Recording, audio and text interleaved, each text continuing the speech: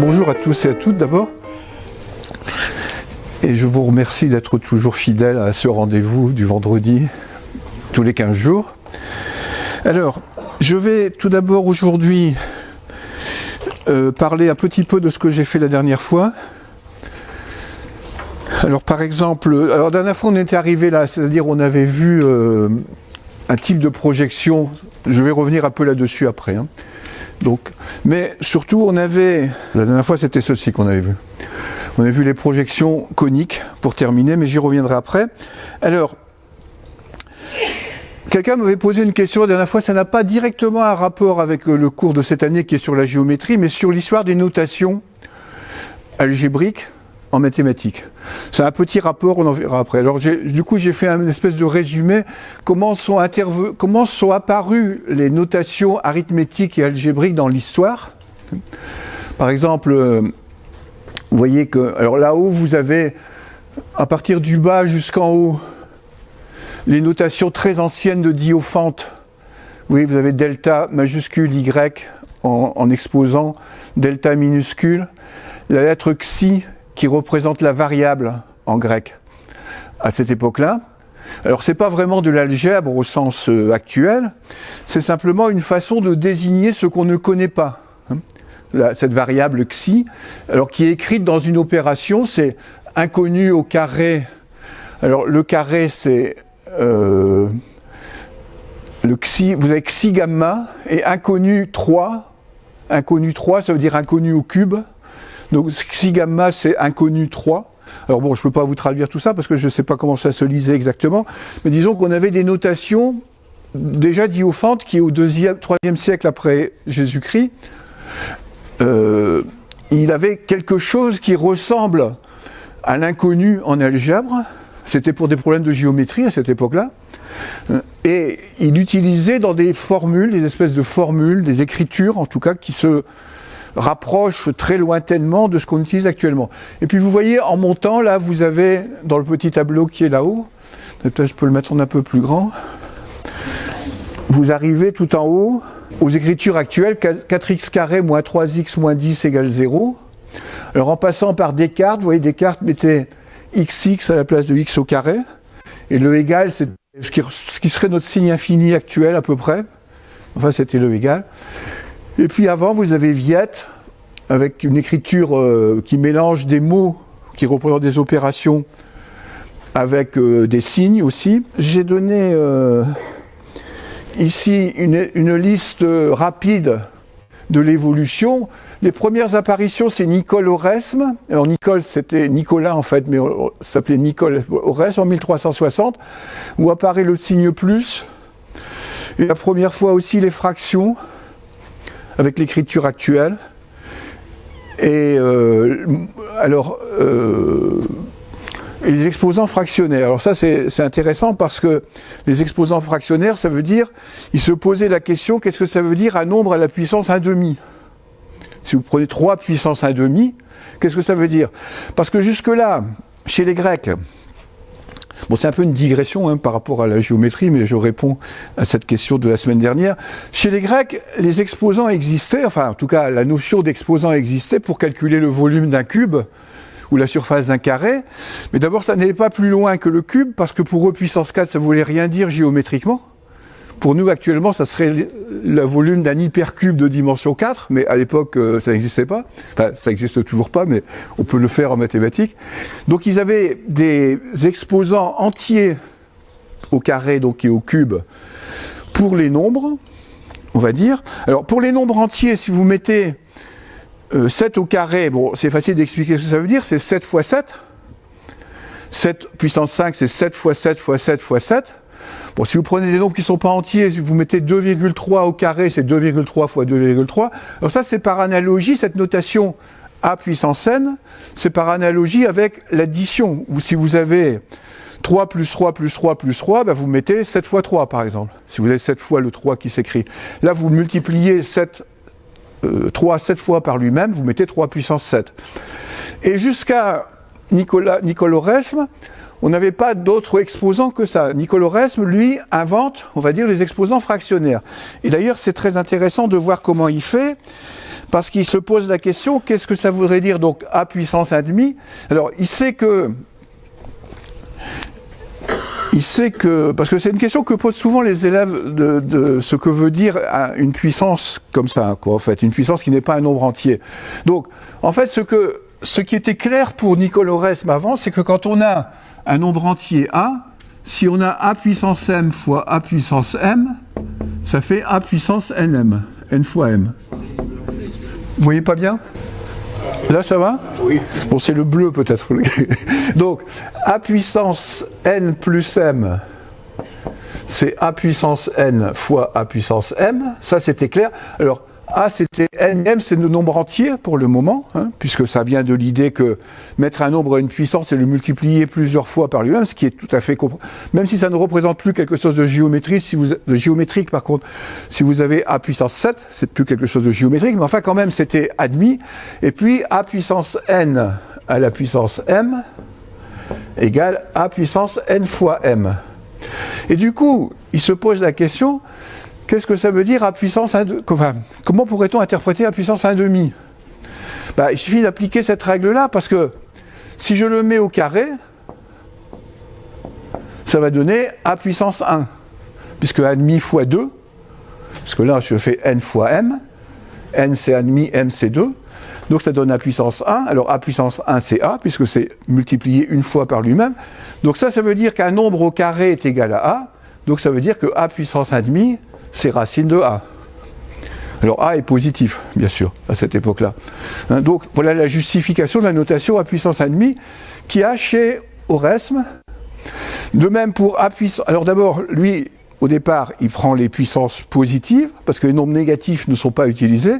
C'est plutôt Chuquet, vous voyez, quasiment plus d'un siècle après, qui va introduire les notations comme a puissance moins 1, a puissance moins 1. Alors là, c'est pareil, parce que a puissance moins 1, qu'est-ce que ça veut dire ? On ne peut pas faire a fois quelque chose, a fois a moins une fois. On ne peut pas l'interpréter en termes intuitifs, on va dire. Donc, il va dire, je multiplie par a, qui est a puissance 1, donc ça donne a puissance 0. Alors là, je ne vais pas revenir pourquoi, mais a puissance 0, c'est 1. Donc, ceci et ça permet dire que a puissance moins 1, c'est 1 sur a. D'accord ? Alors pourquoi a puissance 0, c'est 1 ? Je le dis quand même, c'est à cause de cette règle-là. C'est-à-dire qu'on veut que a puissance n fois a puissance 0, ça fait a puissance n plus 0, donc ça fait a puissance n. Donc ça fait 1. Donc a puissance 0, ça fait 1.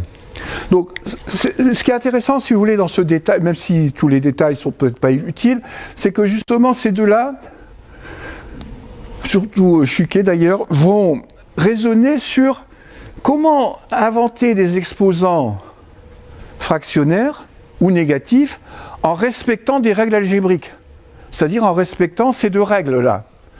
En fait, ils inventent les exposants fractionnaires et négatifs pour que les règles d'algèbre, de calcul algébrique, soient étendues à d'autres nombres, mais en fonctionnant toujours de la même façon. C'est-à-dire que maintenant, pour les exposants fractionnaires ou les exposants négatifs, ces règles-là vont continuer à être vraies. Bon, l'étape suivante, ça va être un nombre comme a puissance pi. Parce que là, a puissance pi, vous ne pouvez pas vous en sortir avec ça. Parce que a puissance pi, c'est pas solution d'une équation, ou même a puissance racine de 2, on va dire. Et là, il faut passer par les exponentielles. Donc ça, c'est un peu plus tard que ça va se faire, c'est-à-dire au début du XVIIe siècle. Plus tard, même pas. Bon, puis après, vous voyez, les différentes choses qui sont inventées, les notations moins. Alors, ce qui est marrant, c'est que les nombres négatifs étaient très mal compris à cette époque-là. Et Nicolas Chuquet, qui invente les exposants négatifs, n'utilise pas de nombres négatifs dans les calculs, quoi. C'était quelque chose qui était pas compris, parce qu'un nombre, ça représentait encore à cette époque-là une figure géométrique, une surface ou une longueur, et donc il n'y a pas de longueur négative. Par contre, dans les exposants, ça fonctionne quand même, parce qu'on n'a pas besoin de rapporter ça à une figure géométrique. À partir du moment où on a des règles. En fait, c'est là qu'on voit qu'on passe à l'algèbre. C'est-à-dire que c'est le moment où l'algèbre est née au 8e siècle dans les pays arabo-musulmans, au 8e siècle, mais elle s'est répandue sans calcul littéral avec des lettres, puisque l'algèbre à cette époque-là, c'est ce qu'on appelle l'algèbre rhétorique, c'est-à-dire que l'inconnu c'est désigné par la chose, ou bien la racine, et ce sont des phrases qui expliquent, on dit, la racine multipliée par elle-même plus 3 choses donne 32. Mais il n'y a pas a au carré plus 3a égale 32. Ça ne s'écrit pas. En fait, on va pouvoir écrire comme ça, et ça va seulement arriver à cette période-là, quasiment. On va pouvoir écrire comme ça parce qu'on va comprendre justement que les règles de calcul algébrique peuvent s'étendre de manière algébrique. Les règles de calcul arithmétique, on va dire, peuvent s'étendre de manière algébrique. Bon, vous avez le signe moins, la racine, les parenthèses ici, Tartaglia. Le signe égal actuel, bien sûr il y avait des signes qui représentaient le signe égal avant, on l'a vu tout à l'heure. Les signes inférieurs et supérieurs, la multiplication écrite comme ça. Et puis enfin Descartes qui lui va d'une certaine façon marquer le coup, j'allais dire. Il utilise les débuts du début de l'alphabet pour désigner, donc A, B, C, D, pour désigner des coefficients, c'est-à-dire des nombres fixes, et les lettres de la fin de l'alphabet pour désigner des inconnus, ce qu'on fait actuellement la plupart du temps. Hein. Par exemple, un polynôme, on l'écrit ax carré plus bx plus c, on suppose que a, b, c, c'est des constantes, et x, c'est une variable. Donc ça date de cette époque-là. Un petit peu avant, Viette faisait un peu ça. Bon, c'est 50 ans avant, on va dire. Alors, pourquoi Descartes? Alors là, je reviens à la géométrie un petit peu. Pourquoi Descartes, disons, qu'est-ce qui s'articule chez Descartes entre cette algèbre et la géométrie qu'il va inventer, c'est la géométrie analytique? C'est qu'évidemment, le fait de pouvoir manipuler des expressions algébriques, ça va permettre de développer sa géométrie, qu'on appelle la géométrie analytique, qui s'écrit avec des équations. Hein? Descartes, il invente les repères, pas comme on les voit maintenant, mais c'est l'idée. Il invente des repères, et dans un repère, vous représentez les points par des coordonnées x, y, donc vous passez à l'algèbre. Et ce passage à l'algèbre dans la géométrie, ce qu'on appelle algèbre géométrique ou géométrie algébrique, selon le cas, ce passage qui est fait par Descartes explicitement, eh bien, il est possible grâce au développement des notations algébriques. Donc on va pouvoir écrire des équations pour représenter des figures. Le cercle, c'est x carré plus y carré égale 1. Donc maintenant on va raisonner sur des équations plutôt que sur le cercle en tant qu'objet géométrique. Donc ça c'est dans la géométrie, le texte de Descartes, qui est un des appendices au discours de la méthode, il va développer cette idée de coordonnées et donc de passer à des équations pour résoudre les problèmes géométriques. Bon, après il y a l'infini par Wallis, c'est après Descartes, donc, et le signe de division comme ça, puis Euler et William Jones, pi, et puis le nombre e, pour l'exponentielle, c'est Euler. Bon, alors, vous voyez que ce qui m'intéresse, moi, là-dedans, en dehors du fait de répondre à la question qui m'a été posée, à laquelle j'avais répondu un peu trop rapidement, c'est de voir que finalement, cette évolution de l'écriture des calculs va avoir un impact important en géométrie. Elle va rendre possible le passage de la géométrie des Grecs à la géométrie analytique de Descartes. Il y a un autre passage qu'on verra explicitement cette année, alors sans doute la prochaine fois, c'est que finalement Descartes va construire des équations pour résoudre des problèmes, et au XIXe siècle, avec le développement de ce qui va nous intéresser cette année, c'est la géométrie algébrique, la géométrie projective, dont je vais parler un peu à la fin de l'heure, eh bien, ces coordonnées vont servir énormément pour résoudre des problèmes de géométrie encore, mais d'une manière plus étendue que celle qui était envisagée par Descartes. Alors ça c'est le premier point. Le deuxième point, j'avais dit, mais je pense que c'était évident, mais je le reprends quand même. J'avais donné cet exemple, ça n'a aucun rapport avec ce qui précède. J'ai donné cet exemple, donc je donne les calculs parce que dans un texte chinois, on a le théorème de Pythagore. En gros, je vais le voir à la manière actuelle. On veut calculer ce côté-là, quoi, en fait. Donc vous avez un triangle qui a comme longueur 3 et 4. Donc comment calculer l'hypoténuse? Alors, si on le fait avec des surfaces, je prends l'aire du carré, la surface de ce carré-là, c'est écrit là, c'est la surface du grand carré, ça fait 49, moins 2 fois, alors je veux dire 4 fois ces triangles-là, qui sont tous égaux, c'est-à-dire 2 fois le rectangle. 2 fois un rectangle comme ça, par exemple. Et c'est un rectangle comme ça, c'est 3 fois 4, ça fait 12. Donc ça fait 49 moins 24, donc ça fait 25.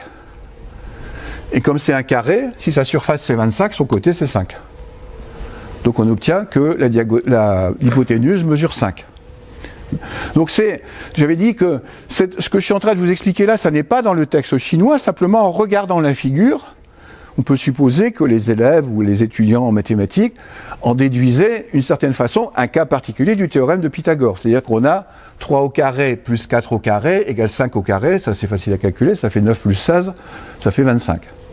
Donc vous avez une représentation du calcul de la diagonale d'un rectangle ou de l'hypoténuse d'un triangle rectangle sans avoir besoin de faire une démonstration géométrique comme il y a dans Euclide. Dans Euclide, c'est beaucoup plus compliqué.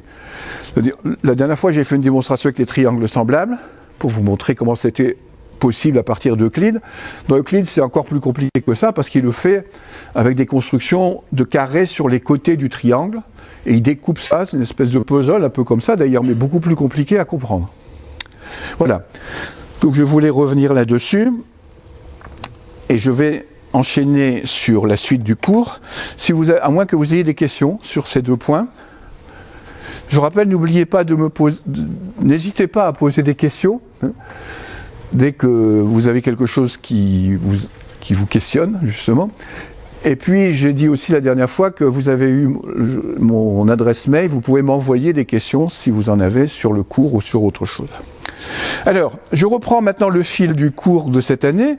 Donc, un petit résumé. Le cours s'appelle Géométrie, au pluriel, enfin, avec un pluriel entre parenthèses. Ça doit être écrit là-bas quelque part, en haut. Alors, pourquoi? Parce que l'objectif de ce cours, c'est de montrer comment on est passé d'une géométrie, celle d'Euclide, qui était la norme officielle jusqu'au XIXe siècle, et qui n'était remise en cause par personne, sauf qu'elle était questionnée, et ça sera l'objet du cours de la prochaine fois, elle était questionnée, cette géométrie, sur des points particuliers, comme le 5e postulat, mais tout le monde était convaincu que c'était la seule géométrie possible. Et comment on va passer, au XXe siècle, au XIXe siècle, pardon, à des géométries? C'est-à-dire qu'il n'y a pas une géométrie naturelle, il y a des géométries. Et l'impact que ça va avoir. Voilà un peu l'idée du cours de cette année. J'avais commencé par dire que contrairement à ce que j'avais fait l'an dernier, au début de l'année, je ne vais pas partir de la contestation ou de la critique, mais critique au sens positif du terme, de la critique des éléments d'Euclide. Je vais commencer par montrer que, sans s'en rendre compte, les mathématiciens et autres, pas seulement les mathématiciens, ont utilisé ce qu'on appellerait maintenant des géométries non euclidiennes entre l'Antiquité et le XIXe siècle, donc avant que les géométries non euclidiennes n'apparaissent. Et donc j'ai pris 2 exemples. Celui que j'ai commencé à traiter, c'est la cartographie. Alors la cartographie, c'est évident puisqu'on travaille sur une sphère, et la surface d'une sphère, c'est pas plat. Donc la géométrie n'est pas euclidienne. Par contre, on en va en parler un petit peu après, cette sphère, elle est plongée dans un espace de dimension 3 qui, lui, est euclidien. Vous avez la Terre ou n'importe quelle sphère, elle est plongée dans notre espace qui localement est euclidien, on va dire qu'on peut se représenter de manière euclidienne en tout cas, comme le faisaient les Grecs. Et donc il y a quand même une interaction là entre la géométrie euclidienne de l'espace et la géométrie de la surface de la sphère qui n'est pas d'ailleurs euclidienne, puisque c'est une surface courbe. Alors cette interaction, elle est intéressante parce qu'on va voir dans la suite qu'elle n'est pas toujours possible. C'est-à-dire qu'on va pouvoir trouver des surfaces non euclidiennes qu'on ne peut pas mettre à l'intérieur d'un espace euclidien. Là, ça facilite les choses. Et ça, c'est le premier point que j'ai abordé, que je vais terminer aujourd'hui. Le deuxième point donc, dont je vais parler, c'est la perspective et ce qu'on va appeler la géométrie projective, c'est-à-dire la perspective, c'est là aussi une géométrie qui n'est pas euclidienne, bien qu'elle se passe là dans un plan ou dans l'espace euclidien, comme là, mais elle n'est pas euclidienne. Tout simplement parce qu'en perspective, il n'y a pas de parallèle. Ça va être le fondement de ce qu'on va appeler la géométrie projective qui va apparaître au XVIIe siècle, en même temps que Descartes d'ailleurs, hein. Mais pas un contradicteur, mais quelqu'un qui était en relation un peu conflictuelle avec Descartes. Alors, j'avais dit qu'il y avait la cartographie, ça consistait à projeter la surface de la Terre de différentes façons sur des plans, puisque une carte c'est un plan. Alors là, avant on avait vu des projections sur un cylindre, c'est-à-dire on met la Terre, une boule à l'intérieur d'un cylindre, comme une boule de tennis, et on projette la Terre sur le cylindre, puis après on déplie le cylindre. Alors on peut faire ça parce que le cylindre c'est une surface plane. On a l'impression que non, mais un cylindre, si vous le coupez, vous pouvez le mettre à plat. Donc on projette, alors il y a différentes façons de projeter, projeter horizontalement, ou projeter à partir du centre, et ça donne des projections différentes. Même chose avec un cône. Avec un cône, on a une façon de projeter, et le cône, pareil, le cône c'est une surface plane, contrairement à ce qu'on peut voir, parce que le cône, si vous le coupez selon une directrice, ça s'appelle peut-être pas une directrice, enfin, si vous le coupez à partir du sommet jusqu'au cercle, perpendiculairement au cercle, vous pouvez le déplier, ça donne un morceau de cercle, et donc c'est une surface plane. Ce qui n'est pas le cas de la sphère. La sphère, vous pouvez la découper tant que vous voulez, vous n'arriverez pas à l'aplanir. La sphère est véritablement une surface courbe, c'est la première surface courbe. C'est pour ça d'ailleurs que c'est problématique. Alors ce qui est problématique, c'est que justement,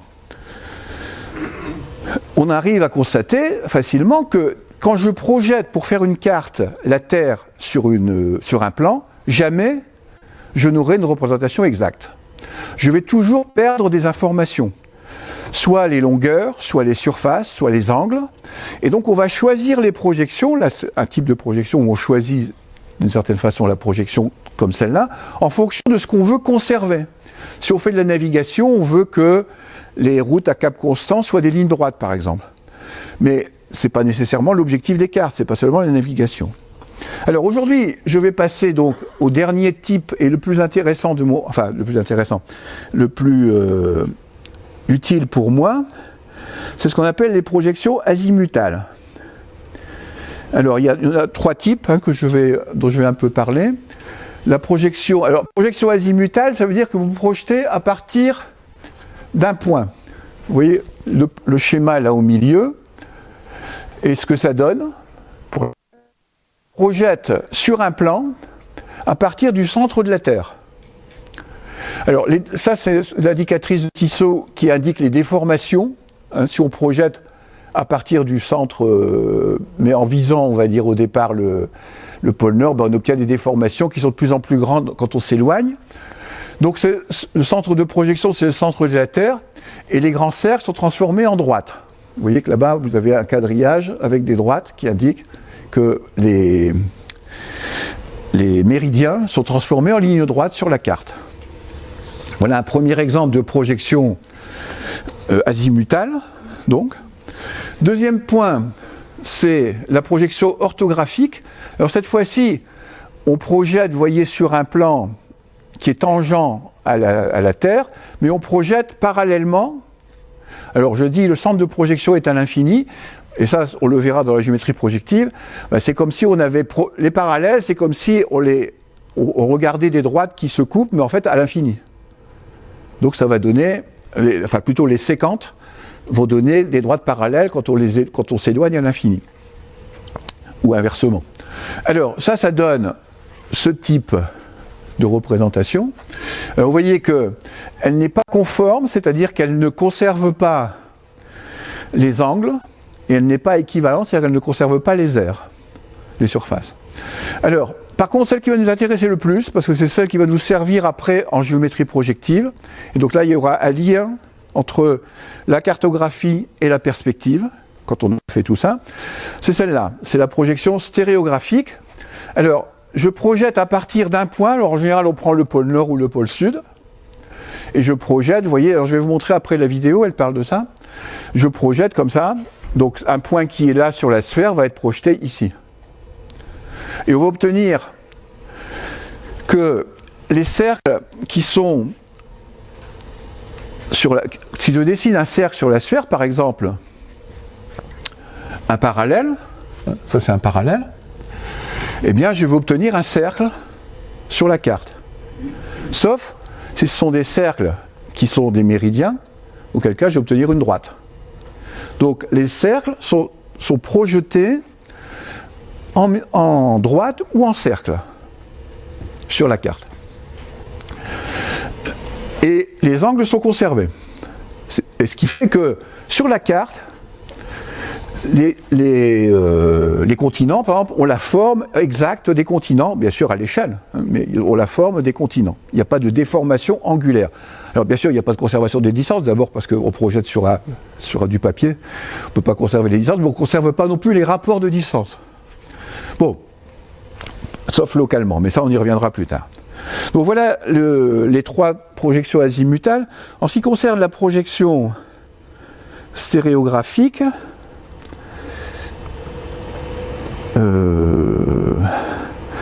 ici, donc je dis que ces projections vont être utiles lorsqu'on va étudier les modèles de géométrie non euclidienne. On va voir que dans la géométrie non euclidienne, effectivement, cette méthode de projection va permettre de passer d'une surface au plan. Pas nécessairement la sphère, mais si vous avez une surface, par exemple vous avez un ellipsoïde, ou un ellipsoïde, c'est-à-dire une sphère un peu déformée, ou même un hyperboloïde, ou une hyperboloïde, c'est-à-dire ce qu'on obtient en faisant tourner une hyperbole, ben on va la projeter sur un plan et on va obtenir des géométries non euclidiennes de cette façon-là. Ça c'est pour plus tard. Alors, je vais vous passer donc ce petit extrait. C'est extrait d'une vidéo qui s'appelle Dimension, c'est un ensemble de vidéos qui a été faite il y a longtemps, dans les années 90, je pense, qui est toujours disponible sur Internet et alors ça s'appelle Dimension parce que c'est une vidéo qui part de la dimension 2. Donc ce qu'on va voir là aujourd'hui, c'est la dimension 2. Tout ça, c'est en dimension 2. La surface de la sphère, c'est de dimension 2, c'est une surface. On ne parle pas de l'intérieur de la sphère, on parle que de la surface. Donc c'est de dimension 2, et on projette sur un plan qui est de dimension 2. Donc cette vidéo Dimension, elle a été faite donc dans les années 90, enfin ça n'a pas d'importance, et elle part de la dimension 2 pour arriver à la 4e dimension. Et vous avez 6 ou 7 vidéos qui sont extrêmement bien faites, vous les trouvez sur le site internet, vous regardez Dimension, et vous cherchez peut-être...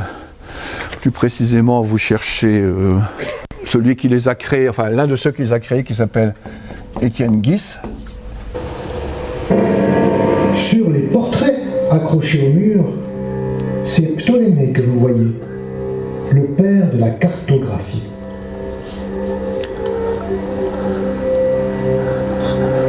Comment dessiner la Terre ?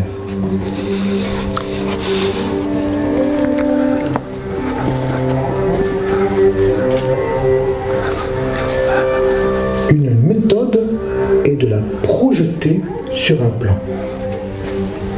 Choisissons une ville sur la Terre. Par exemple, Dakar.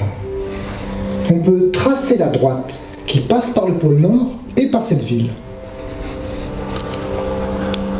Cette droite va couper le plan de la table en un autre point qu'on appelle sa projection. Ainsi, chaque lieu sur la Terre peut être projeté sur le plan de la table. Plus notre ville est proche du pôle Nord, plus elle se retrouve envoyée loin dans le plan. Elle peut même sortir de la table. C'est pour cela que l'on dit que le pôle Nord n'a pas de projection, ou plutôt que sa projection est à l'infini. Toute la Terre, à l'exception du pôle Nord, peut donc être représentée sur le plan de la table. Toute la Terre, L'exception du pôle Nord peut donc être représentée. Je me suis trompé dans la manipulation de la table. C'est passé 2 fois. Cette carte du monde s'appelle la projection stéréographique.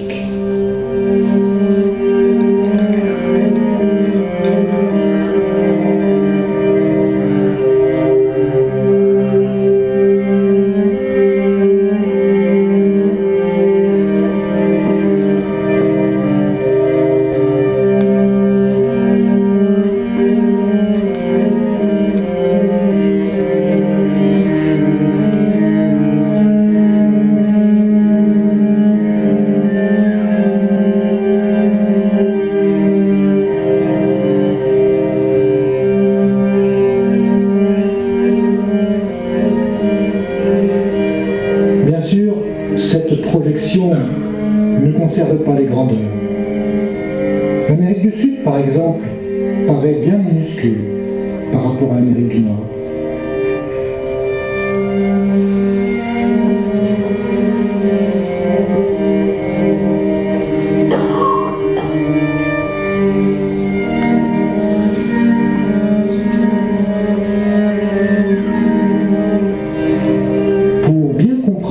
Projection, nous allons faire rouler la Terre comme une balle et projeter toujours à partir du point le plus haut. Dans la danse des continents, chacun devient tour à tour grand, puis petit. Mais si on y regarde de plus près, on voit que la forme est respectée, même si les longueurs ne le sont pas. On dit pour cela que la projection stéréographique est conforme. Que deviennent les méridiens et les parallèles dans la projection? Quand on projette à partir du pôle Nord, les méridiens deviennent des rayons issus du pôle Sud et les parallèles deviennent des cercles concentriques.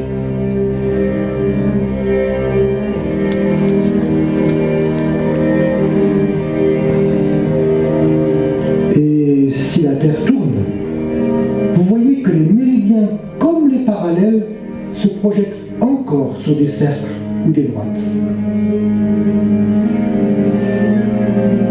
La projection stéréographique transforme les cercles tracés sur la sphère en des cercles tracés sur le plan. À l'exception, bien sûr, des cercles qui passent par le pôle de projection, qui, eux, sont projetés en des droites dans le plan.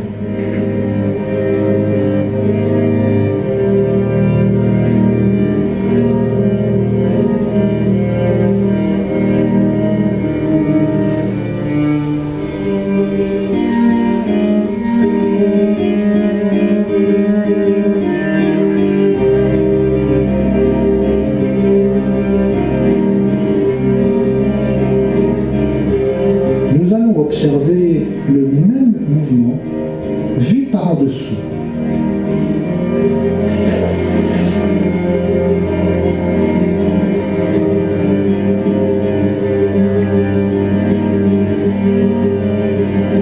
On voit ainsi les méridiens et les parallèles qui forment deux faisceaux de cercles.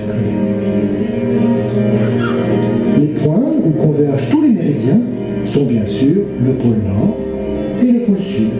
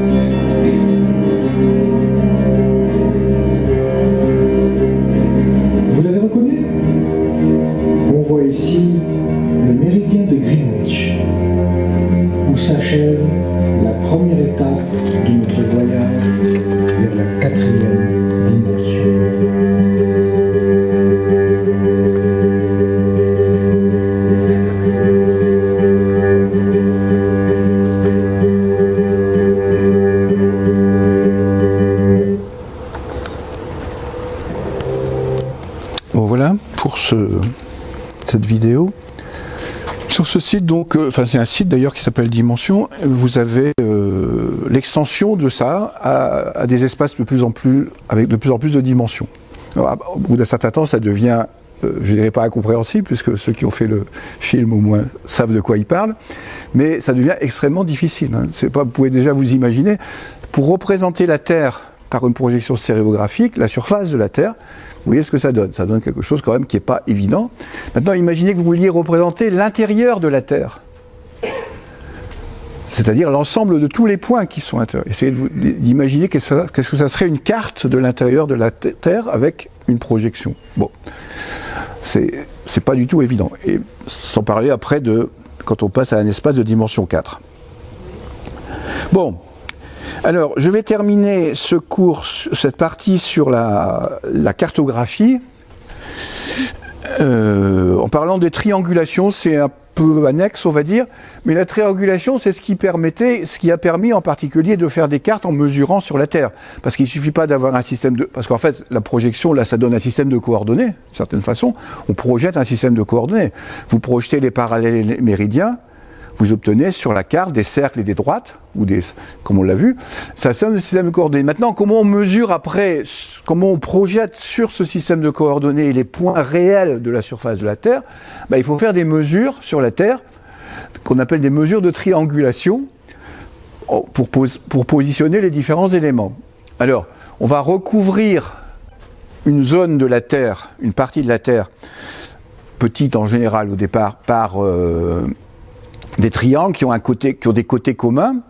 Oui, vous avez un exemple en 1651 avec 60 000 triangles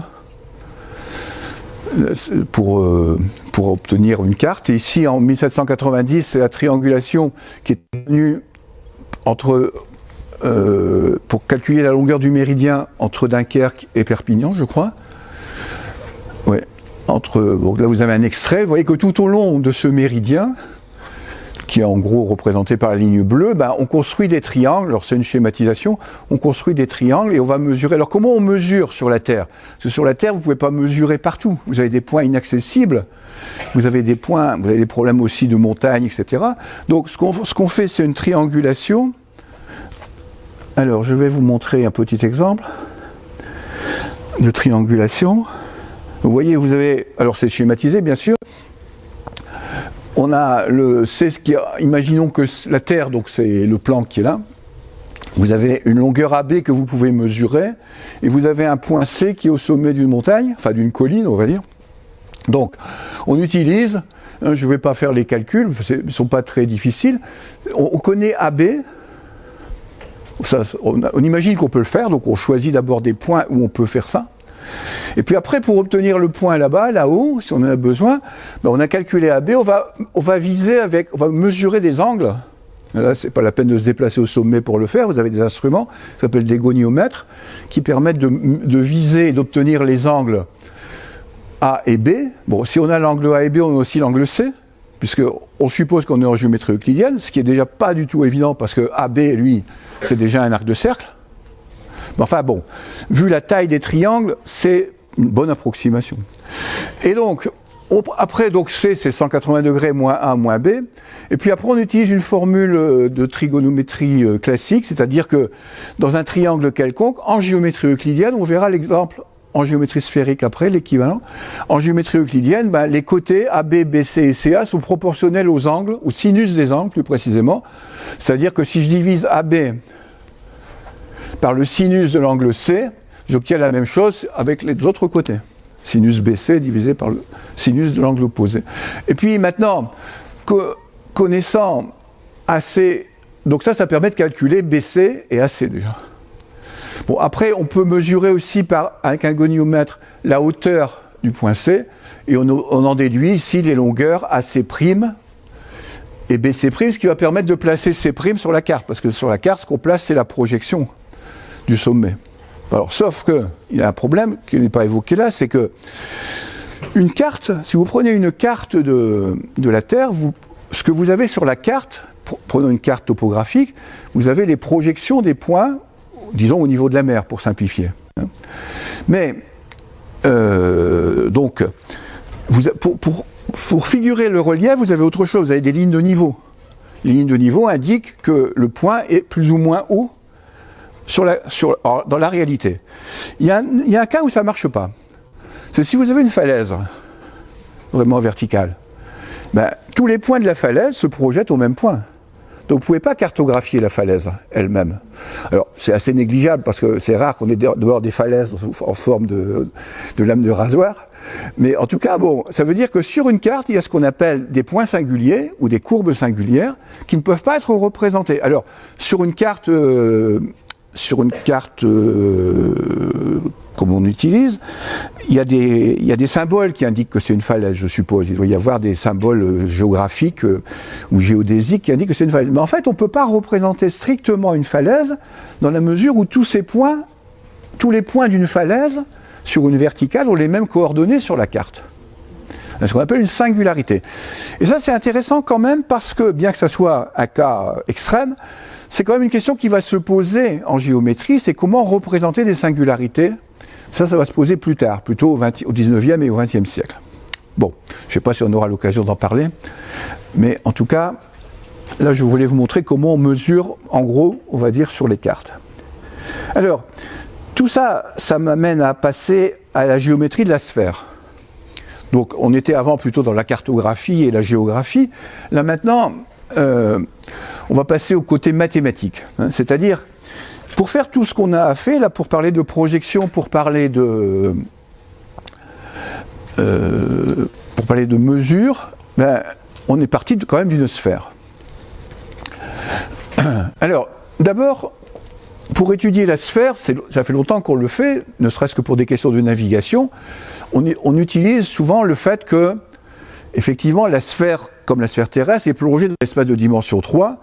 Donc je peux appliquer un système de coordonnées, c'est-à-dire que le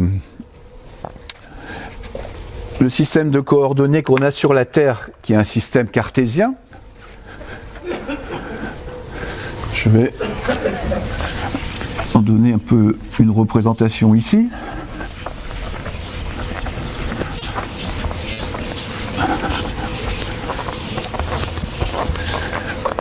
Alors, sur la Terre, on a l'habitude de représenter depuis Descartes. Donc, je vais prendre le plan de la Terre sur un plan, je veux dire. Sur le plan de la Terre, on représente dans un système de coordonnées O, I, J. Alors, je le fais en perspective. En fait, on peut supposer que ça, c'est un angle droit. Ça n'a pas grande importance. Un système de coordonnées cartésiennes. Dans l'espace, on peut faire la même chose. Si je me mets dans l'espace, je mets un axe vertical dans l'espace euclidien et j'obtiens un système de coordonnées cartésiennes en dimension 3. Bon, ce système, donc, va nous permettre, étant donné que la sphère est plongée là-dedans, va nous permettre de repérer les points par des coordonnées cartésiennes. Un point qui est ici, il a 3 coordonnées qu'on obtient en projetant x, y, on l'obtient en projetant là, et puis z en projetant là. Bon. Donc, on peut très bien étudier la sphère dans l'espace de dimension 3 en tenant compte du fait qu'on considère que c'est un espace cartésien. C'est pas très pratique en réalité parce que la sphère a une symétrie, le centre, enfin a beaucoup de symétrie à vrai dire, mais a un centre de symétrie. Et en fait, si on veut tenir compte en admettant que la sphère soit placée au point O, eh bien, en fait, on ne va pas représenter les coordonnées des points par 3 nombres x, y, z, mais on va utiliser des angles qui sont...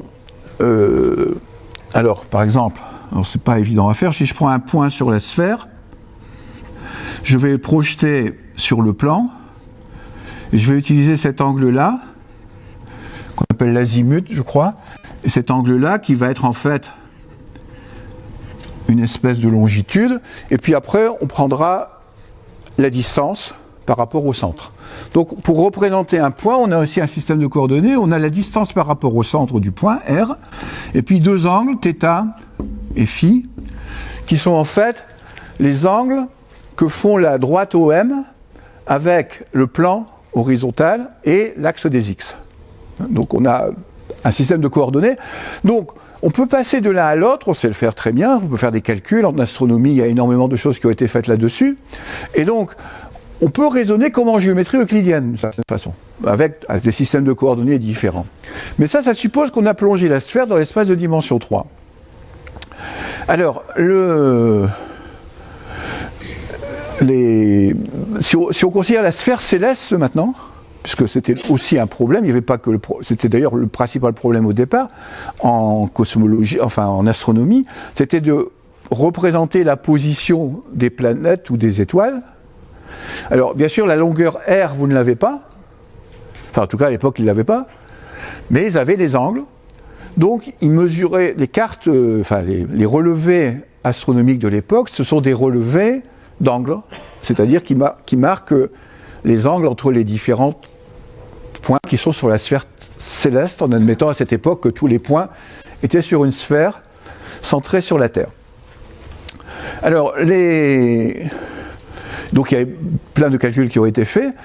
L'un des premiers ouvrages, c'est les Sphériques, un ouvrage qui rend compte de tout ça, c'est écrit par Ménélaüs en 100 après Jésus-Christ.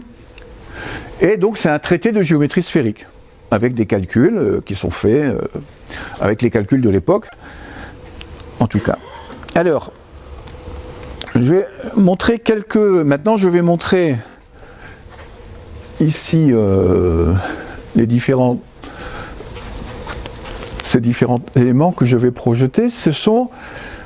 Qu'est-ce qui se passe quand on cherche à faire de la géométrie vraiment sur la sphère, sans considérer qu'elle est plongée dans l'espace de dimension 3. Alors, vous voyez déjà que le premier point, c'est qu'il n'y a pas de droite. Il n'y a pas de droite, puisque vous êtes sur une sphère, et il n'y a pas de droite, quoi que vous fassiez. Même si ça peut se projeter selon une droite, ce qui est une façon aussi de résoudre le problème, mais en fait, il n'y en a pas sur la sphère. Donc, le premier, c'est relativement simple. Si je prends une sphère de centre O, si je prends deux points P et Q, qu'est-ce qu'on va appeler donc une droite, l'équivalent de ce qui serait une droite sur la Terre? Si on veut faire de la géométrie, étant donné qu'on a toute l'histoire de la géométrie euclidienne, la géométrie c'est des droites et des points, la géométrie plane on va dire. Donc il faut déterminer ce qu'on va appeler une droite. Alors qu'est-ce qu'on va appeler une droite passant par P et Q? Eh bien, d'abord, on va dire que c'est nécessairement un cercle. On peut le démontrer que c'est la meilleure façon de le faire, mais selon le cercle, je peux l'obtenir en coupant la droite par un plan. Là, je suis encore dans la projection en dimension 3, d'une certaine façon. Mais si donc on pourrait dire la droite, c'est PQ, qui est celle qui est en rouge. Alors, il y a un point qui sera important en géométrie sphérique, c'est qu'en fait, il y a deux droites. Enfin, il y a deux segments. PQ. Il y a PQ et puis le complément de l'autre côté. En géométrie plane, vous n'avez pas ça. En géométrie plane, si vous prenez un segment PQ, de l'autre côté, vous avez deux demi-droites, quoi. Mais là, vous avez deux segments qui passent par P et Q, d'une certaine façon. Ce qui contredit déjà un élément d'Euclide qui dit que par deux points passe un seul segment. Si on parle des segments, là, pas des droites. Donc, on n'a déjà pas cet élément, cet axiome d'Euclide. Alors, vous voyez que, par contre, le problème, c'est que si je change le plan, eh ben, j'ai plus la même droite, quoi. Donc laquelle on va choisir? Eh ben, l'idée, ça a été, on va prendre la plus courte. Enfin, le plus court chemin. Ce qu'on appelle une géodésique. Ce terme n'existe pas dans les éléments d'Euclide. Euclide, pour lui, une droite, je l'ai montré l'autre fois, c'est ce qui est le mieux réparti par rapport à ses extrémités, mais il ne parle pas de géodésique. Bon. En géométrie plane, c'est évident que la géodésique, c'est le segment, quoi, en fait, qui voit un segment de droite. Et là, le problème, c'est que tous les plans qui passent par P et Q vont couper la sphère, c'est écrit là-bas sur des cercles différents, chacun d'eux pouvant avoir vocation à être une droite passant par P et Q. Donc, on ne peut pas dire qu'il y a une infinité de droites passant par P et Q, on aimerait bien qu'il n'y en ait qu'une. Bon. Alors, qu'est-ce qu'on va faire? On va mesurer. Alors là, vous allez voir, là, vous avez la longueur de l'arc PQ, donc ce qui est en rouge, et la longueur du cercle qui est autour là-bas, passant par P et Q. Donc si je bouge le point P, il faut que j'utilise ce curseur pour bouger le plan. Vous voyez que la longueur de l'arc PQ change, et la longueur du cercle aussi. Et on remarque, alors ici, vous avez à droite, c'est un peu compliqué, mais là, il faut que je prenne la trace.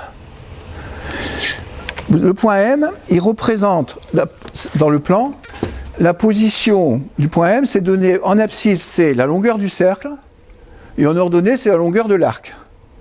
Bon, c'est un peu abstrait comme représentation, mais vous avez, sur l'axe des abscisses, vous avez ici, par exemple, la longueur du cercle, c'est 5,53, vous voyez, c'est là-bas. Et sur l'axe des ordonnées, c'est 1,43. Je ne sais pas pourquoi il m'a numéroté de 2 en 2, mais enfin bon, ça c'est comme ça. Et donc vous avez, quand je bouge le point, alors il faut que je me remette là-bas, vous avez le point M qui bouge en même temps. Et vous voyez que l'ensemble des points M, ça va donner une courbe, selon les positions. Bon, c'est un morceau de courbe, on va dire. Hein. Mais vous remarquez qu'il y a un moment donné, ici, où l'arc est le plus petit, parce que c'est le point le plus bas de la courbe, mais en même temps, le cercle est le plus grand. Et ça va être la géodésique. C'est-à-dire que ça va être le plus grand, c'est quand le point est ici, puisque ça c'est la longueur du cercle, ça c'est la longueur de l'arc. Donc ce point-là indique que le point M, quand il est là, eh bien là j'ai l'arc le plus bas, qui serait ici, le plus petit, pardon, et en même temps ici j'ai le cercle le plus grand, sur cet axe-là. Donc je le fais là, si je déplace, je vais mettre le point M au bout. Ah ouais, mais le problème c'est qu'il faut que je m'arrête parce qu'il revient en arrière. Ça c'est à cause des angles qui tournent de 180 degrés.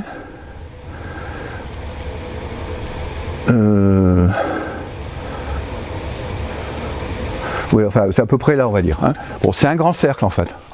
Autrement dit, l'arc est le plus court quand le cercle est le plus grand. C'est assez surprenant.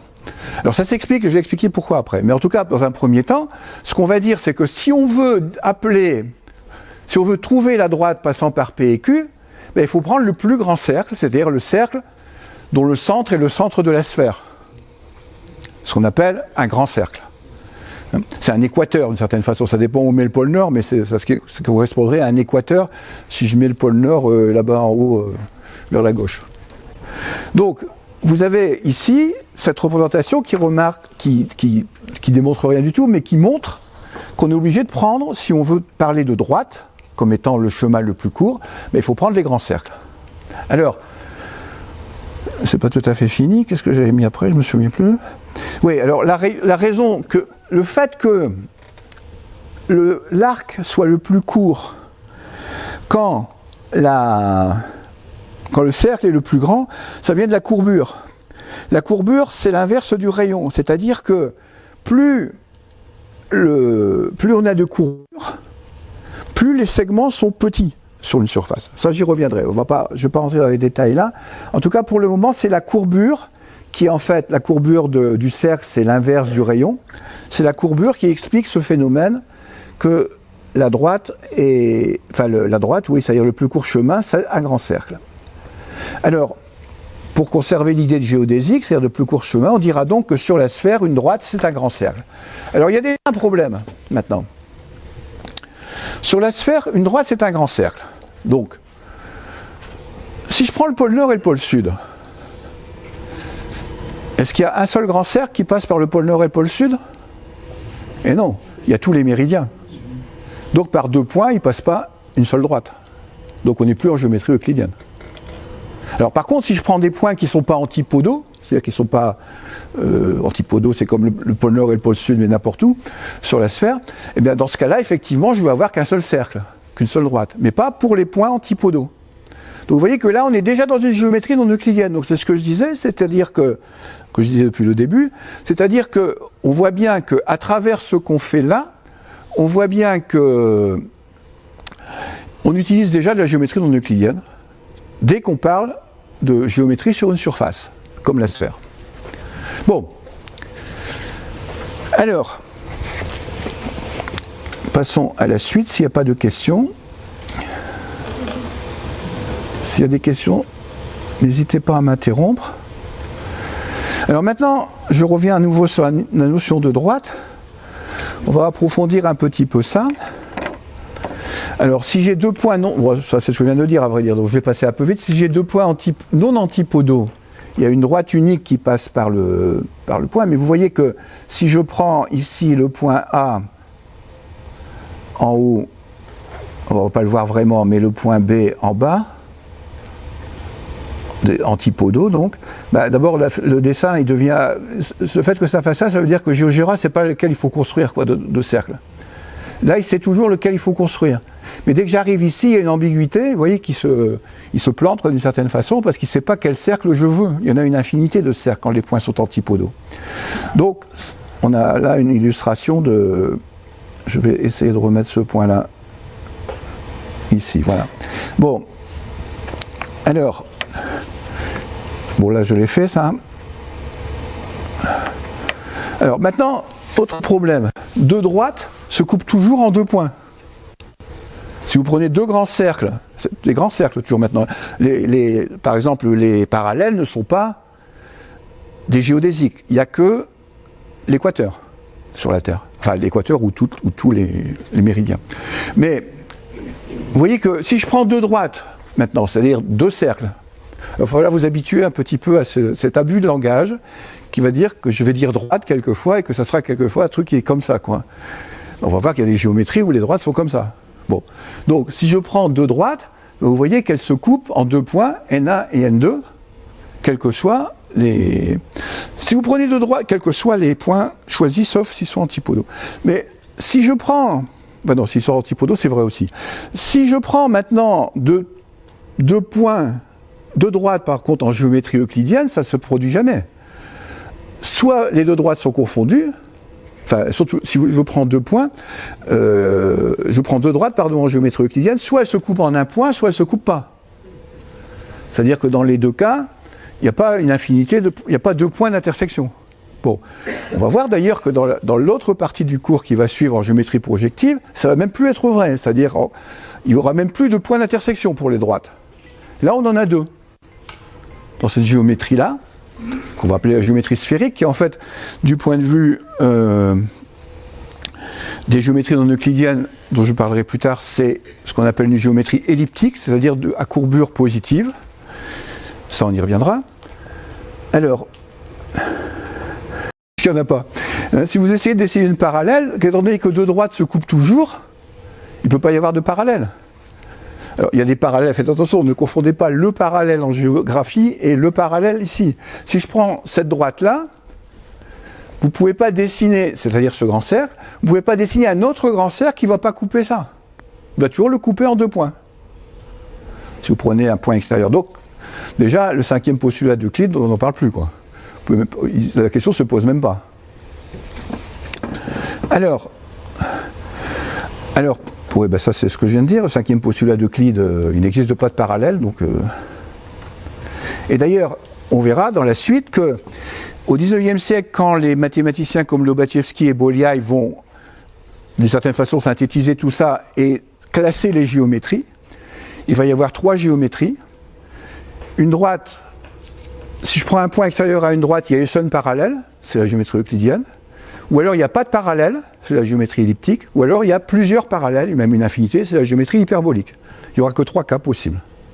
Donc là on est dans le cas où il n'y a pas de point, il n'y a pas de parallèle à une droite passant par un point extérieur à cette droite. Et même s'il n'est pas extérieur d'ailleurs. Et de même, si je prends un point C, que j'ai dit quoi, extérieur à la droite AB, alors attendez, AB c'est ici. Cette droite-là, je n'ai plus besoin, je vais la supprimer pour que... Attendez, s'il veut bien. J'essaye. Voilà. Si je prends un point C et une droite AB, ben je vais avoir une perpendiculaire, mais qui va être perpendiculaire en deux points. Ici et là. Perpendiculaire, ça veut dire que les tangentes sont perpendiculaires. Perpendiculaire pour deux cercles, ça voudra, on va l'utiliser souvent, deux cercles sont perpendiculaires, ça existe même en géométrie plane, hein. Vous pouvez dessiner des cercles perpendiculaires, il suffit de prendre vous prenez un cercle, en un point vous mettez une tangente, vous dessinez une tangente perpendiculaire, une droite perpendiculaire, et puis vous dessinez un autre cercle qui est tangent à cette deuxième droite. Vous avez des cercles perpendiculaires. Mais là, en géométrie plane, si vous prenez une droite et un point, il n'y a qu'une seule perpendiculaire qui coupe en ce point. Là, il y a une seule perpendiculaire, mais elle coupe en 2 points, la droite de départ. Donc c'est une situation différente aussi de ce point de vue-là.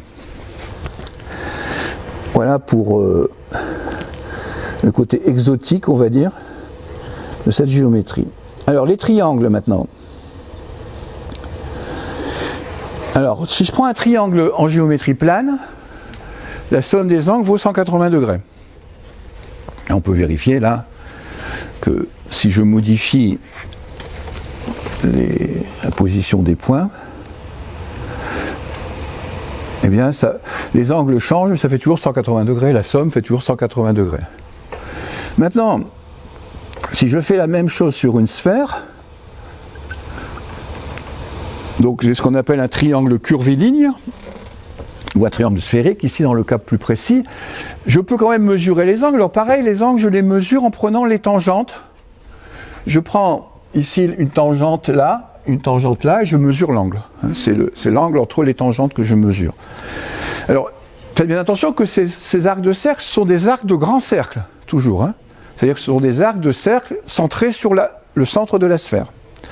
Donc j'obtiens un triangle curviligne, et puis vous voyez que, enfin vous voyez pas pour le moment parce qu'il faut que j'avance, la somme fait 212 degrés, la somme des angles.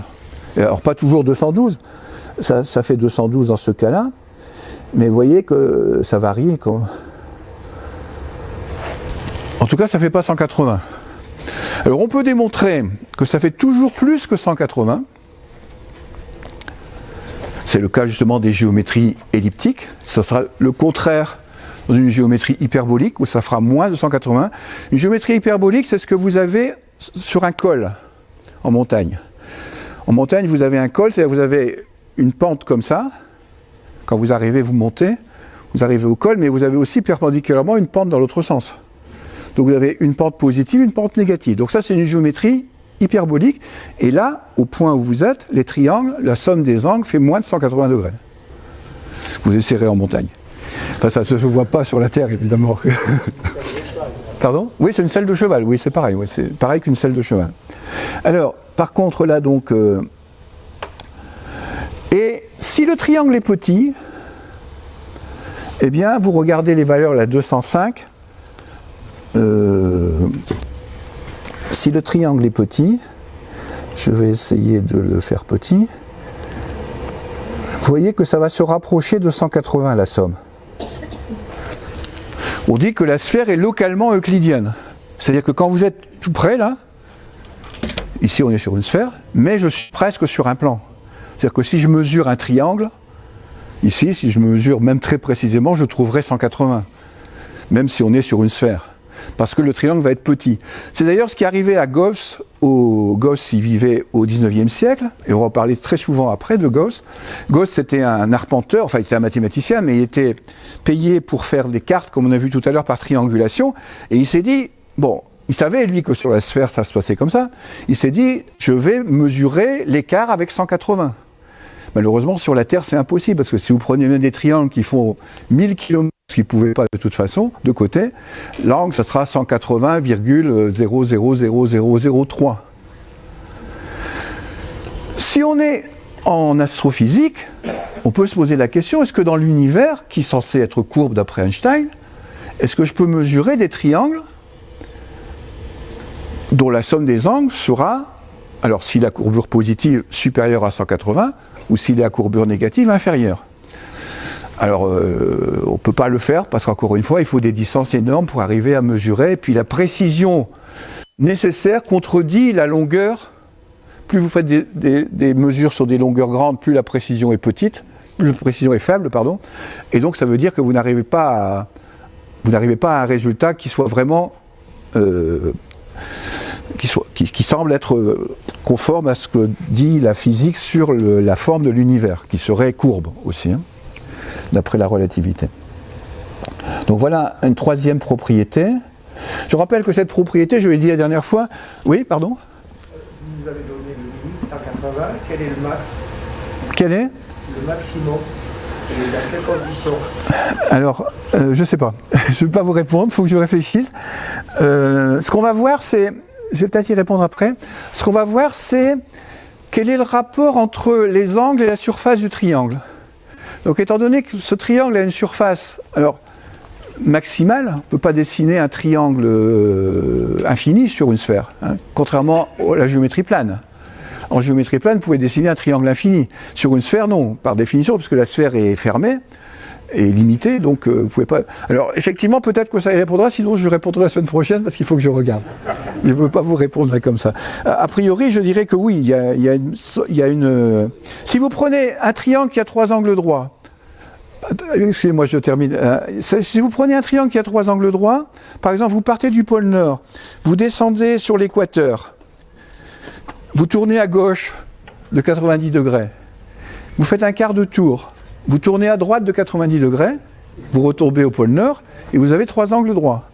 Donc c'est un triangle équilatéral dont la somme des angles est 270 degrés. Est-ce qu'on peut faire mieux? Bon, vous chercherez. Moi aussi d'ailleurs. Oui, vous aviez une question? Par rapport à ce que disait monsieur, là tout à l'heure vous avez fait un dessin pour montrer qu'effectivement le géodésique Ouais. vous donnait le plus court chemin, etc. Là on pourrait peut-être faire la même chose en faisant des abacs, c'est-à-dire qu'on prend Ouais. on en prend un autre qui est fixe et puis on fait bouger le troisième en restant sur une Oui, vous avez raison. Ouais. puisqu'il y a, comment dirais-je, on est symétrique. Oui, il y a une... Ouais. On peut voir effectivement si Ouais. la longueur varie de la même manière Ouais. pour Alors, le deuxième point. Vous avez raison, d'ailleurs c'est un exercice pour la semaine prochaine, ce que vous venez de dire. Mais je le ferai aussi. Et, par contre, ça me fait penser à une chose, c'est qu'il faut bien faire attention que quand vous êtes sur un grand cercle, et d'ailleurs j'ai eu ce problème pour faire les figures, quand vous êtes sur un grand cercle, si vous prenez un arc et que vous écartez les points, à un moment donné ça passe de l'autre côté. Puisqu'il faut que ce soit le plus court chemin. Donc si vous dépassez un demi-cercle, le segment, il bascule de l'autre côté. Et j'ai eu un problème avec GeoGebra là, parce qu'au départ, il ne tenait pas compte, donc j'ai dû modifier le programme pour qu'il en tienne compte. Mais en fait, sur le coup, j'y ai pas pensé à ça. Voilà, donc un bon exercice, on va chercher ça pour la prochaine fois. J'ai tendance à... Je crois qu'il y a une somme maximale, oui. Vous avez dessiné le triangle, on avait dessiné 2 en fait. Oui, il y a toujours plusieurs. Pas seulement 2. D'ailleurs, on va le voir ça. Il n'y en a pas seulement 2. On va voir tout de suite que. L'extérieur et l'intérieur. Oui, c'est ça, oui. Alors, on va le voir parce qu'on va justement. Je crois que c'est le truc suivant. La formule de Girard, oui, c'est ça. Alors, c'est pas le Girard de l'UTL qui fait des conférences sur l'art roman, c'était bien avant, mais peut-être c'est un ancêtre lui. Alors, on va chercher, la formule de Girard, c'est une formule qui essaie de calculer la relation qu'il y a entre la surface du cercle et les angles. La surface du triangle, par contre, et les angles. Bon, donc là, je prends 2 points non antipodaux, donc il y a un grand cercle, c'est-à-dire une droite qui passe par ces 2 points.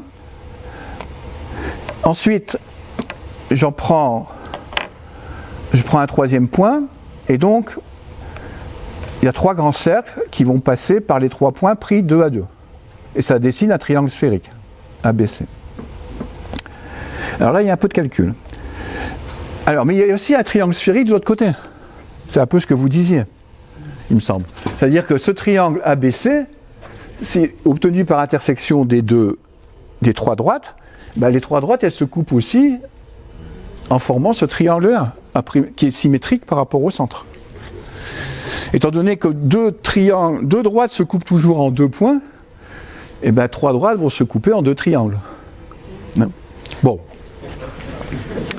Alors, on va en déduire quelque chose qui demande un peu d'attention et de calcul. Alors, je prends les 2 fuseaux. Les fuseaux, vous voyez ce que c'est, je ne vais pas donner une définition, enfin si c'est l'intersection des plans, de 2 plans avec de 2 plans diamétraux avec le cercle, avec la sphère. Et donc là il y a 2 fuseaux, si je prends 2 plans, ils vont couper en 2 fuseaux. Et ces 2 fuseaux recouvrent tous les deux triangles. Vous voyez que le fuseau qui est en rouge, il recouvre le triangle ABC qui est en haut, et le fuseau qui est en bleu, il recouvre le triangle A'B', C'. Donc, on va faire un calcul. Là, on va calculer la somme. Alors, comme j'ai pris 2 fuseaux, mais en fait, en tout, il y a beaucoup plus de fuseaux qui sont dessinés sur la figure. Vous avez des fuseaux comme A, C, A', B', A. Vous avez des fuseaux qui sont déterminés en plus de ces deux-là. Alors, si je fais la somme de tous ces fuseaux, la somme des surfaces, la somme des surfaces de tous ces fuseaux qui sont dessinés, alors, je dis que c'est la surface de la sphère plus 4 fois l'aire du triangle ABC. Alors pourquoi ? C'est que si je fais la surface de tous ces fuseaux, je recouvre plusieurs fois les triangles ABC. Et donc ce que j'explique, c'est que l'ensemble des fuseaux va recouvrir toute la sphère, mais en recouvrant 3 fois ABC et 3 fois A', B', C'. Donc 2 fois 2 trous. Parce qu'il faudrait qu'il recouvre qu'une seule fois pour que ça fasse la sphère. Donc en tout, j'ai 2 fois de trop pour ABC, 2 fois de trop pour A', B', C'. Donc si j'ajoute 4 fois l'aire d'un triangle, j'obtiens la surface de la sphère. D'accord ? Est-ce que c'est pas moins ? Non, pardon, comme je l'ai écrit, ça m'a... C'est l'aire de la sphère, plus 4 fois, plus ce qui est en excès, quoi, les 4 fuseaux, les 4 triangles que j'ai recouverts plusieurs fois. Et de ça, on va déduire une formule. Alors, je ne sais pas si vous m'arrêtez, je ne sais pas si c'est vraiment important de comprendre cette démonstration dans le détail. L'idée, c'est quand même que je vais calculer la surface de la sphère en la recouvrant par des fuseaux et en étant attentif au fait que ce recouvrement, il passe plusieurs fois par la même chose, quoi. Donc, c'est 4 fois l'aire de ABC auquel il faut être attentif. Il y a l'équivalent quand on est prof au lycée avec... quand on veut démontrer que quand on a 2 ensembles qui se coupent, le nombre d'éléments de A union B plus le nombre d'éléments de A inter B, c'est le nombre d'éléments de A plus le nombre d'éléments de B. Il faut tenir compte du fait qu'on compte 2 fois l'intersection. C'est un peu la même chose. Bon, ça c'est pour les profs de maths, ou les ex-profs de maths, qui se souviennent un peu d'avoir eu à faire ça. Alors voilà, là c'est du calcul, c'est-à-dire je vais calculer chaque fuseau. Alors, pour calculer, alors les angles ici sont en radians, sinon, non, je ne suis pas sûr d'ailleurs que ce soit en radians, enfin ça n'a peut-être pas d'importance. Pour un fuseau, si je prends un fuseau de sommet A, il y en a 2, mais ils sont tous les deux de la même surface. Si je prends le fuseau, c'est le premier, là, AB, A', CA, c'est la surface de la sphère, c'est proportionnel à la surface de la sphère, enfin, c'est proportionnel à l'angle du sommet du fuseau. Donc, pour calculer l'aire d'un fuseau, on prend la surface de la sphère et on multiplie par l'angle en radian divisé par 2π, parce que 2π, ça correspondrait à la surface de la sphère. Donc ça veut dire que ce fuseau, sa surface est proportionnelle à cet angle-là. C'est évident, c'est-à-dire que plus vous augmentez l'angle, plus le fuseau est grand. Donc c'est une formule technique, on va dire. Donc je fais la même chose pour tous. Donc, j'obtiens partout 4πr carré. Ça fait 4πr carré. Et la somme ici des angles, ça fait 2π. Donc ça donne finalement 4πr carré, puisque je vais avoir ça, plus ça, plus ça, plus ça, plus ça, plus ça, ça va faire 2π. C'est-à-dire tout ce qu'il y a autour du sommet. Et je vais pouvoir simplifier par 2π. Donc ça fait 4πr carré. Plus 4 fois l'aire de ABC, ça je reviens à cette formule-là. Donc, cette somme ici des fuseaux, c'est 4πr carré, ce qui est écrit là-haut, l'aire de la sphère, plus 4 fois l'aire de ABC. Et donc, attendez, j'ai dit une bêtise, je crois. C'est très difficile de suivre une démonstration quand on est près de l'écran. Alors, attendez, peut-être j'ai dit une bêtise sur les angles. Pourquoi ? Non, cette histoire d'angle, c'est faux, ce que j'ai dit. Je reviens en arrière. Vous pouvez rembobiner le film, je reviens en arrière. Non, mais c'est pas grave. Alors, non, ça c'est simplement la somme des aires des fuseaux.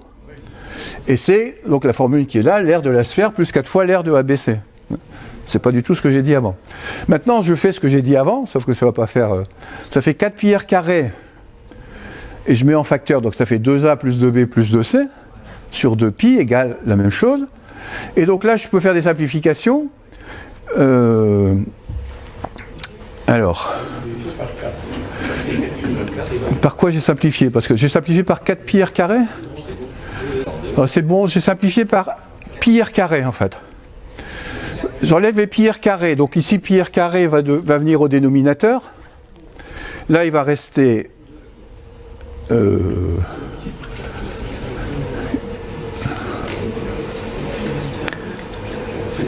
je suis ici, pardon. Je divise par pi r carré, donc ça vient, pi r carré vient au dénominateur, et je divise par 4 aussi. Là, je divise par 4 pi r carré, donc là ça donne 1, et là ça donne a plus b plus c sur pi, puisque je divise par 2. Voilà, on y arrive. Donc c'est une simplification toute simple, à vrai dire, mais bon. Et donc finalement, j'obtiens que a plus b plus c, en multipliant par pi, je multiplie par pi, donc je multiplie par pi, ici il n'y a plus pi, là non plus, mais là il y a pi. Et je fais passer par là, donc a plus b plus c moins pi égale l'aire de ABC sur r au carré. C'est-à-dire que la somme des angles, moins pi, ce qu'on appelle l'excès de la somme des angles, parce que ça devrait être pi normalement, en radian, un pi c'est 180 degrés si vous voulez. L'excès de la somme des angles, et alors si on prend une sphère de rayon 1 d'habitude, c'est la surface du triangle. Donc quand vous avez un triangle, la somme des angles va être supérieure à pi, à 180 degrés, et vous faites l'excès, donc la différence entre la somme des angles et 180 degrés, ben ça va être la surface du triangle. Alors si le rayon est, selon que le rayon est plus grand, ça va modifier, mais ça c'est pas très important. J'aurais dû le faire avec r égale 1, à vrai dire. Donc ça c'est ce qu'on appelle la formule de Girard. Alors justement, par rapport à la question de tout à l'heure, prenons un cercle de rayon 1, une sphère de rayon 1. Donc ça veut dire que a plus b plus c, non, ça ne résout pas le problème. Il faut trouver le plus grand triangle, quoi. C'est toujours la même chose. Il faut trouver le plus grand triangle pour répondre à la question quel est le plus grand angle, quelle est la plus grande somme des angles. Bon, donc l'exercice reste pour la semaine prochaine. Il n'est pas résolu. Des questions? Bon, je suis désolé, j'ai un peu cafouillé là dans les simplifications, mais... Alors, maintenant, regardons maintenant, ça c'était pour les triangles, donc on a vu, ce que je suis en train d'expliquer, d'expliciter plutôt, c'est la géométrie sur une sphère, et en quoi elle est différente de la géométrie euclidienne. C'est ça l'objet de ce que je suis en train de faire. Prenons maintenant les cercles qu'on dessine sur une sphère. Alors, ça, j'ai pris une sphère de rayon 1 là, mais bon. Et je prends un point sur un méridien, donc un méridien c'est un grand cercle. Alors j'ai pris sur un méridien pour que ça soit plus facile à lire. Alors maintenant, par ce méridien, par ce point, je trace un parallèle, ce qu'on appelle un parallèle en géographie, hein, c'est-à-dire que ce n'est pas un grand cercle, ce qui est en rouge n'est pas une droite, autrement dit, c'est un cercle, effectivement, au sens sphérique du terme. Et vous voyez que là en fait, je replonge dans la géométrie euclidienne, c'est-à-dire que je vais mesurer les distances à l'intérieur de la Terre, à l'intérieur de la boule. Donc là, je suppose que ma sphère... Dans ce que j'ai fait avant, je n'ai pas utilisé le fait que la sphère était plongée dans l'espace, avec les angles. Hein. Là, je l'utilise parce que je prends PP', qui est la projection, je prends l'angle en radian, là, en POP', et l'arc ici, PN, c'est la même chose que la valeur en radian, puisque le rayon c'est 1. Hein, quand vous avez un cercle de rayon 1, la mesure d'un arc en radian, c'est la même chose que l'angle... Enfin, la mesure d'un arc, pardon, en centimètres ou en mètres, c'est la même chose que la valeur de l'angle au centre en radian. La mesure du segment dans l'unité choisie pour dessiner le cercle, c'est la même chose que l'angle en radian. Bon. Donc petit r, ce que j'ai appelé petit r, c'est la longueur Pn, c'est pas le rayon ici, hein, c'est la longueur Pn. L'arc Pn, hein, pas la longueur Pn en ligne droite. L'arc Pn, c'est petit a, c'est-à-dire la valeur en radian. Alors maintenant, un peu de trigonométrie. PP', c'est le sinus de petit a, c'est-à-dire de r. un PP' dans un triangle rectangle. Le sinus de cet angle, c'est le côté opposé, donc PP' divisé par l'hypoténuse. Mais l'hypoténuse, c'est 1 ici. Puisque j'ai pris un cercle de rayon 1. Si on fait ça avec des cercles de rayon quelconques, ça ne change rien au résultat, ça complique les calculs, mais ça ne change rien. Donc, sur la sphère, maintenant, je vois que PP', son rayon, c'est ce que je viens de calculer, c'est sinus R. C'est-à-dire ici, c'est 0,78. C'est-à-dire que le cercle qui est en orange ou marron, ça n'est pas un grand cercle, donc son rayon, c'est pas un. Donc, le cercle lui-même, quelle est sa longueur? C'est 2π sinus R, puisque c'est 2π fois le rayon. Donc vous voyez que pour mesurer sur une sphère la longueur d'un cercle, quand vous avez le rayon, il ne faut pas faire 2πr, il faut faire 2π sinus R. Les formules sont différentes sur une sphère que sur... Et on va retrouver ça dans toutes les formules en géométrie sphérique. C'est-à-dire que souvent les longueurs vont être remplacées par des sinus d'angle. Donc ici, PP', c'est le sinus de l'angle A. J'aurais dû mettre A plutôt que R, à vrai dire. C'est le sinus de l'angle A. Donc j'ai 2π sinus R, et d'où la formule qui est ici. Et donc, alors une remarque pour terminer. Même sans connaître sinus R. Sinus R, c'est une fonction, si vous imaginez, bon, on peut quand même faire un dessin pour l'expliquer pour ceux qui ne se souviennent pas bien ce que c'est que, comment fonctionne le sinus. Si je prends le cercle trigonométrique, c'est-à-dire un cercle de rayon 1, donc en géométrie plane, si j'ai un angle ici, bon, je vais l'appeler petit a, je vais l'appeler R, hein. En fait R c'est ça, mais c'est la même chose. Le sinus de R, c'est ça. Si c'est 1, ça c'est le sinus de R, ici, cette longueur-là, quoi. Donc vous voyez que quand R augmente, le sinus augmente, sauf quand il passe de l'autre côté. De l'autre côté, il redescend.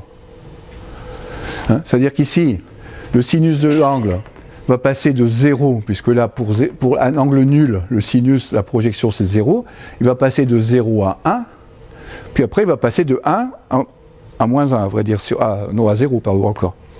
Donc, ça veut dire que pour un angle entre 0 et 90 degrés, le sinus augmente, quand R augmente, et pour un angle plus grand que 90 degrés, le sinus diminue. Qu'est-ce qui se passe ici? Vous partez du pôle Nord et vous dessinez un cercle autour de vous. Donc, vous mesurez, sur la Terre, vous mesurez le rayon, c'est-à-dire que vous descendez en ligne droite, c'est comment vous rencontrez votre cercle avec un mètre derrière vous. Donc vous avez un arc de cercle, ce sera le rayon. Ce rayon c'est R, c'est sinus R. Vous prenez sinus R. Et vous continuez, vous élargissez votre cercle. Il va continuer à grandir, sauf quand vous arrivez à l'équateur.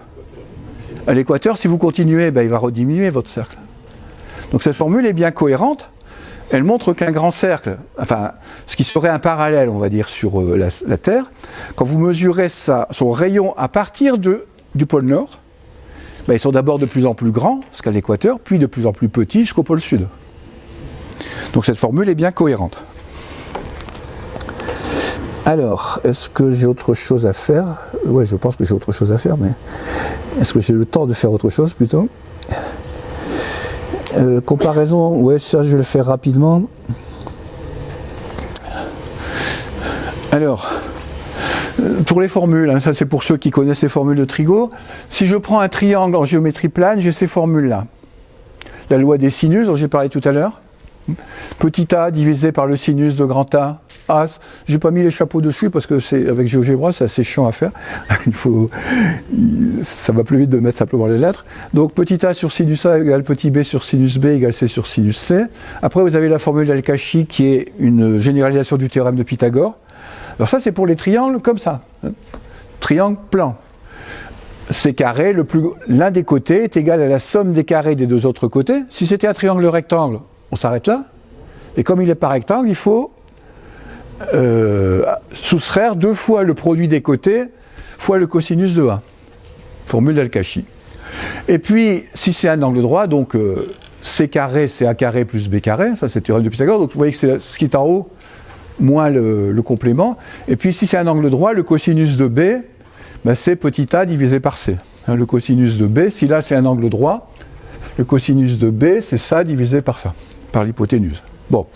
Qu'est-ce qui se passe en géométrie sphérique?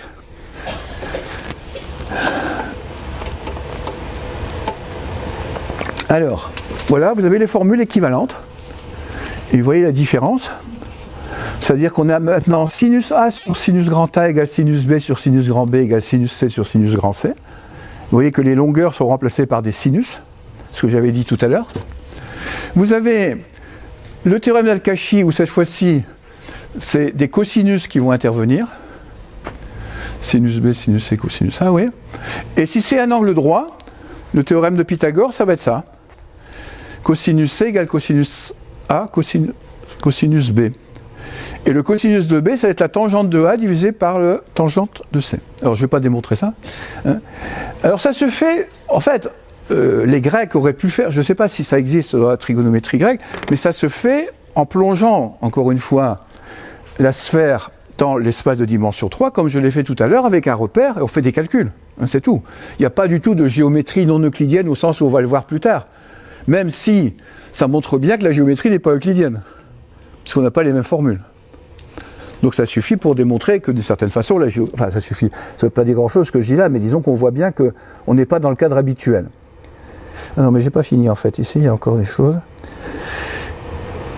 Ah oui, alors ça je ne vais pas le faire en détail parce qu'il va être l'heure. J'explique que si je suis sur ça c'est valable sur une sphère de rayon 1, mais si je suis une sphère de rayon R, il faut diviser R par R les longueurs ABC. Pour ceux que ça intéresse, vous regarderez, puisque vous avez accès à ça. Il est sur le site, donc je ne vais pas le faire là. C'est un peu technique. J'explique comment on passe des formules de trigonométrie sphérique aux formules de trigonométrie normale, en raisonnant sur en faisant des approximations. Par exemple, si R... Je vais quand même dire ça, sans faire les calculs. Si R, c'est le rayon de la sphère, vous avez les formules de trigonométrie sphérique que j'ai montrées. Si vous prenez un rayon de plus en plus grand, on imagine qu'à l'infini, ça va donner le plan, en fait. On dit que le plan, c'est une sphère de rayon infini. Je vois, c'est Pascal qui a dit quelque chose qui ressemblait à ça. En tout cas, bon. Donc, on se dit que si A sur R devient petit, c'est-à-dire si R devient grand par rapport à petit a, on va se retrouver dans la géométrie euclidienne, dans un plan. Et c'est effectivement ce qui se passe, parce que sinus A sur R, quand A sur R est petit, sinus alpha, c'est alpha. Quand un angle alpha est petit, sinus alpha, c'est approximativement alpha. Donc ici, on va retrouver A sur R sur sinus A égale B sur R sur sinus B égale C sur R, puis on peut simplifier par R, et ça donne A sur sinus A égale B sur sinus B égale C sur sinus C, c'est-à-dire la formule habituelle. Donc la formule de géométrie euclidienne, c'est un cas limite. Et ça, on va retrouver ça assez souvent en géométrie non euclidienne. On va avoir des figures qui vont être par exemple à l'intérieur d'un cercle en géométrie plane, mais dans le cercle, on va faire tendre le cercle vers l'infini pour retrouver la géométrie euclidienne. Alors, ceux qui sont intéressés, je l'ai fait aussi pour le théorème de Pythagore, à droite. Et puis, il me reste... Bon, le théorème de Ménélaeus, je le ferai parce que la prochaine fois. Bon, je vais m'arrêter là pour aujourd'hui. Merci et à bientôt. Si cette vidéo vous a plu, vous pouvez nous rejoindre à l'Université du temps libre de Tarbes et de Bigorre à l'adresse utl-tb.info. Et n'oubliez pas, si ce n'est déjà fait, de vous abonner.